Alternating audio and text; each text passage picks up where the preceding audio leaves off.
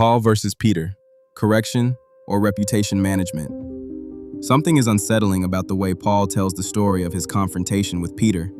In Galatians 2, Paul says Peter, whom he calls Cephas, had been eating with Gentile believers in Antioch. But when certain men associated with James arrived, Peter withdrew because he feared the circumcision party. Others followed him, and even Barnabas was carried away. Paul says he opposed Peter to his face and rebuked him publicly. On the surface, Paul appears courageous, one man defending truth when a famous apostle compromises it. But Galatians is not a neutral record. It is Paul defending Paul. His authority had been challenged, so he insists that his gospel did not come from men, that he was not taught by the Jerusalem apostles, and that the recognized leaders added nothing to him. Then he says he corrected Peter. The sequence matters. First, Paul tells us that he did not need Peter's instruction. Then he tells us that Peter needed his correction. Peter walked with Yeshua and stood among the 12. Yet in Paul's account, Peter becomes the compromised man, while Paul becomes the one who sees clearly enough to rebuke him. And who controls every detail? Paul does. We never hear Peter's explanation. We do not know whether he was trying to prevent conflict or whether another issue was involved. Paul supplies the motive, fear. Paul supplies the diagnosis, hypocrisy. Paul supplies the verdict, condemned. Paul supplies the hero, Paul. Peter never gets a sentence.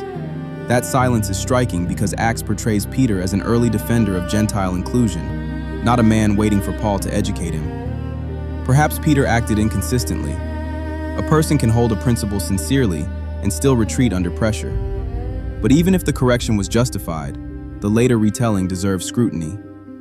Why did congregations far from Antioch need Peter's name attached to the failure? Paul could have taught the principle without preserving Peter's humiliation.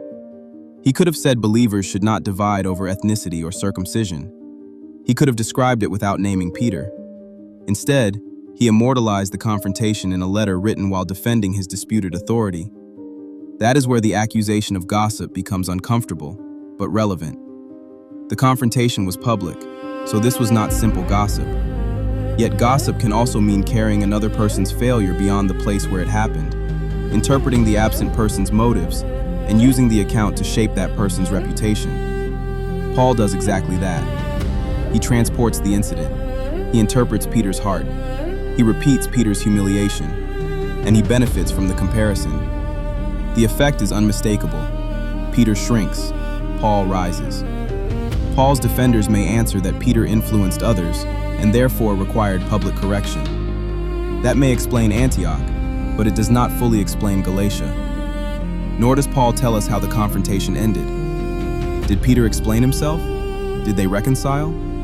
The account ends before Peter can respond. Paul's interpretation becomes the final word, and final words create reputations. There is another tension. Paul condemns Peter for changing his behavior before a Jewish audience.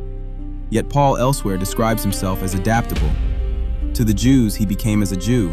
To those under the Torah, as one under the Torah. If Paul's flexibility can be defended as wise accommodation, should Peter's conduct be dismissed as cowardly hypocrisy without hearing Peter's reason? That is the imbalance. Paul narrates his own adaptations through the language of mission. He narrates Peter's adaptation through the language of fear. This does not prove Paul lied or Peter was innocent. But Galatians is not an objective recording.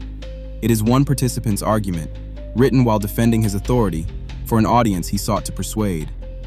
And the man telling the story is also the man who wins it. Perhaps Peter failed publicly and needed correction, but perhaps Paul also recognized how useful the incident was. By showing that he could confront Peter, Paul demonstrated that his authority did not stand beneath Jerusalem. In the story he tells, he stands independently, even above Peter when necessary. So the controversial question is not only, was Peter wrong? The deeper question is, why did Paul need the Galatians to know that Peter was wrong, and that Paul was the man who corrected him? When a leader repeats another leader's failure while defending his own position, is he merely protecting truth? Or is he also managing reputations? Peter's reputation, Paul's reputation, and the movement that inherited Paul's version of the story. We have found the letters you were waiting for.